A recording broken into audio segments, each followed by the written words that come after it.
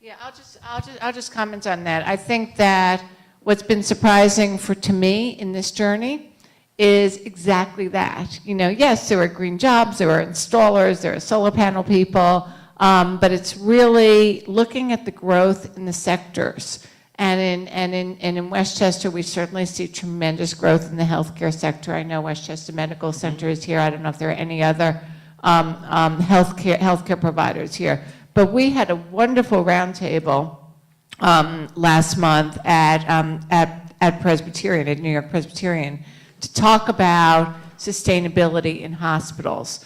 If we look at the hospitality sector, we know that hotels, people go to hotels, and jobs, you know, I want to really bring this back to jobs because, you know, the title of this is Growing the Green Workforce.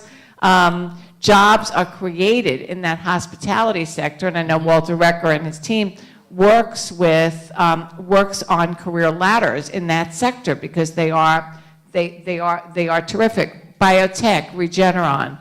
You have, I don't want to speak for you, but as a core value in all of your buildings. And in building, we just got, where's the Regeneron person? The lead, what was the award you got? Lead Gold. Lead Gold. I mean, in their new building, and that attracts people. So here's a firm doing cutting edge biotech research. We don't think of that as green jobs, but it's about green. It's about, so, you know, arts, construction. You know, construction is increasing in the region, in Westchester County. First of all, the Tappan Zee Bridge, but also look at all the development going up in the urban centers. Linda, you can talk about that, right? And so that's an expansion. And so a lot of those buildings, hopefully, are about green. So I mean, Marty Ginsburg, who's a great developer. I live in one of Marty's developments. He did a beautiful job on landscaping, on keeping the trees, and that attracts people. So I think that's been the biggest surprise, and it's all about jobs.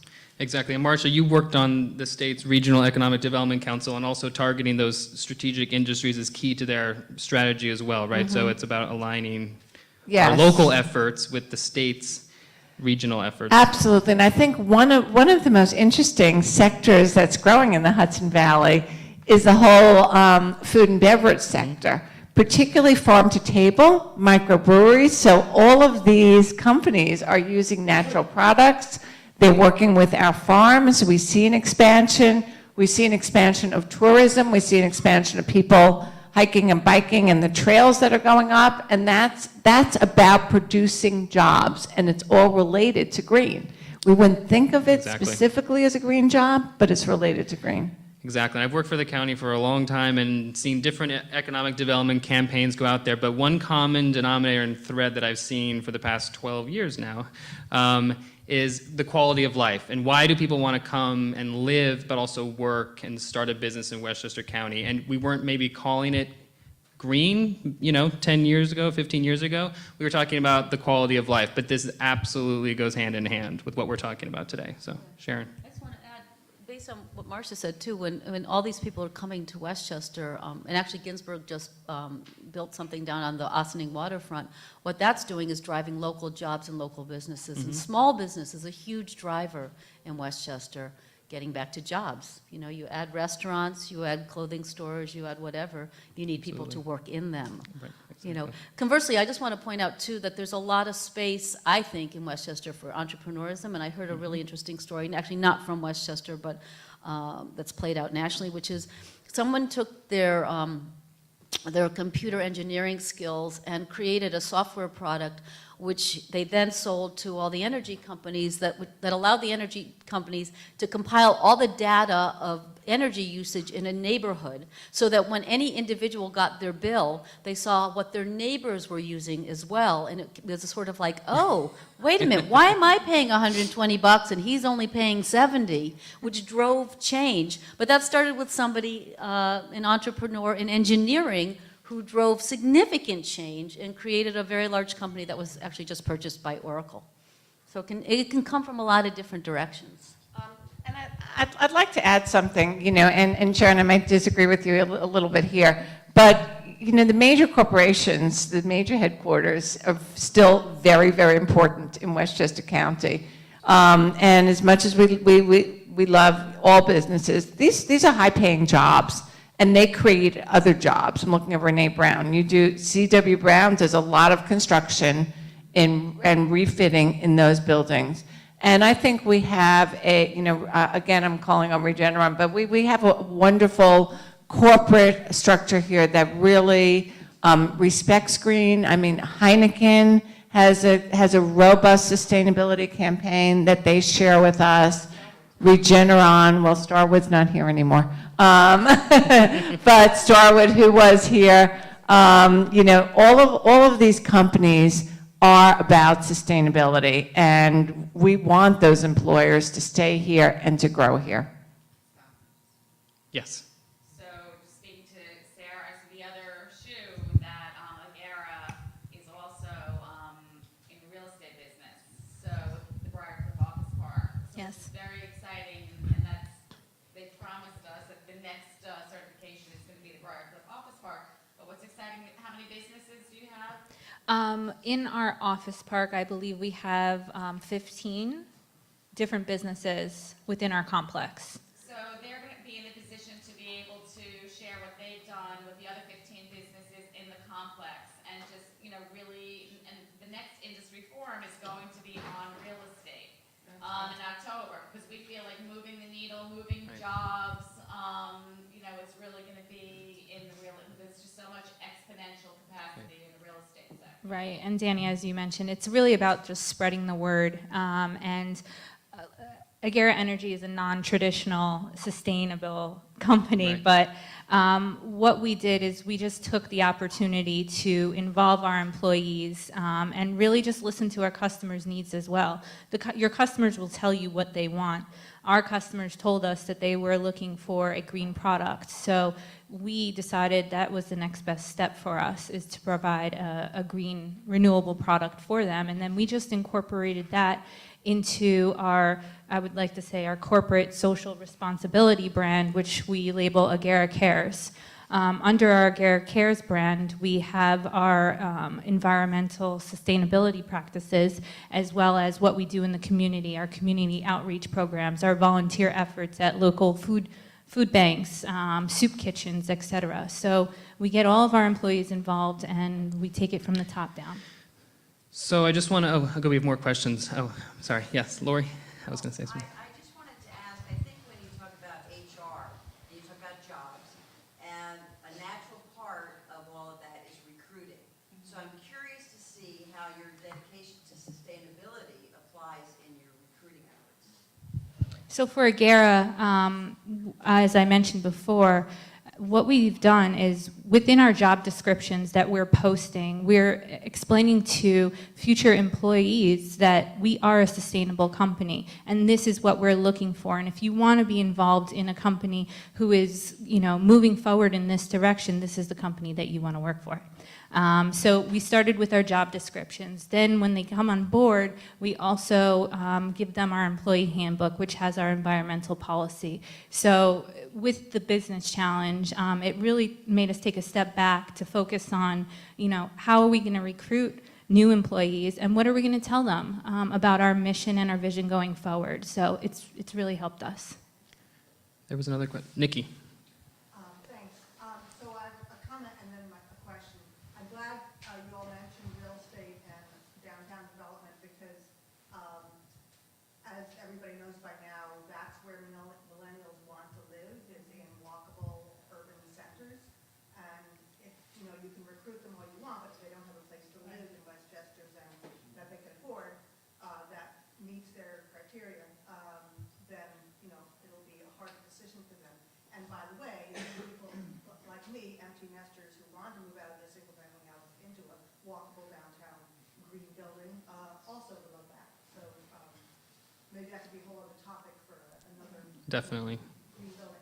But my question has to do with, and this is not to dismiss the contributions of the large corporations, but going back to the entrepreneur, the single entrepreneur, if you were starting today, Sharon, what are we doing here in this county to incubate and help the entrepreneurs who have an idea, who have a concept, and they want to, I know we have things like the Women's Economic Development Council, is that the right word? WGBC, yeah. WGBC. But, what do we have to really target people who have ideas, entrepreneurs for green businesses, to help them put that together and even link them with opportunities? So for example, in Connecticut, a few years ago, there was a committee that was tasked with looking for opportunities, and they came up with the idea that their data showed that mattresses were a big part of the waste stream, and that was costing money and causing waste.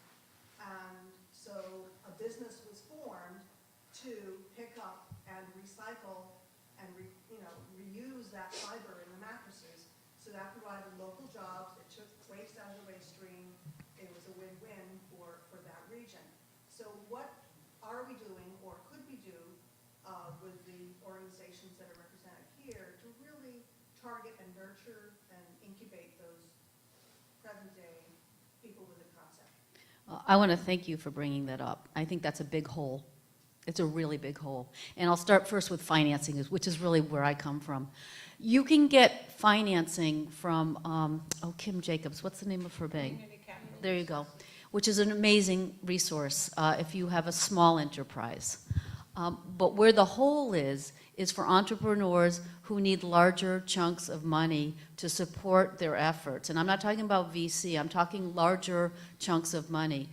And I've tried unsuccessfully many times to go to the larger banks, away from the larger banks, to go with smaller local banks so that I could actually spread my ethos where I want it to be. And I've only found that the large banks can meet me where I need my credit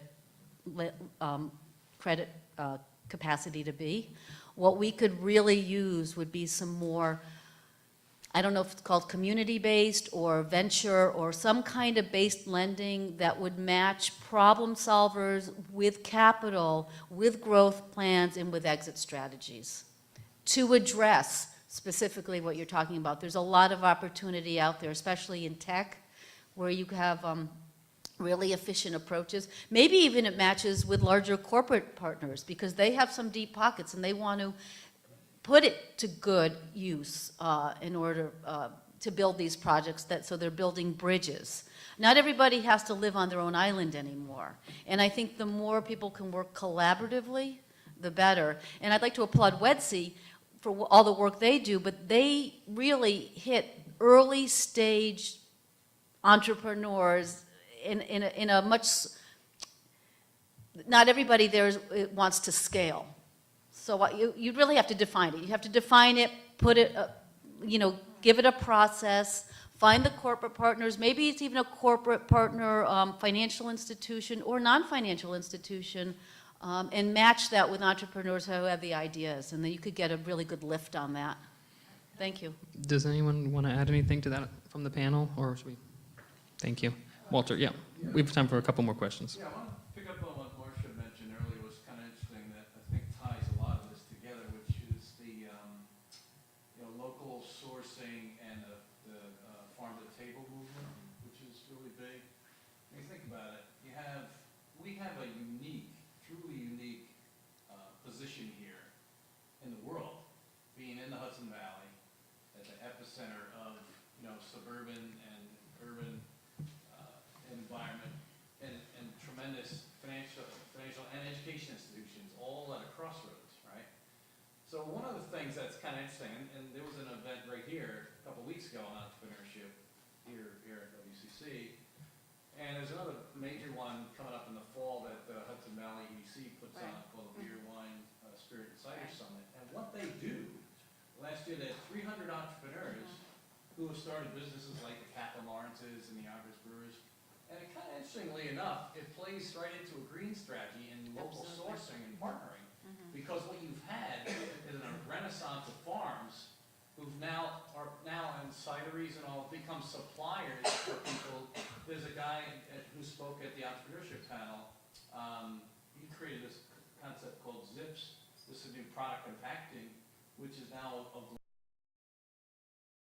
really an exciting opportunity. I think that there's a challenge and an opportunity here to do more local sourcing, because that's a great intersection, right, Marcia? Absolutely, and thank you, Walter, for mentioning the Hudson Valley Economic Development Corporation.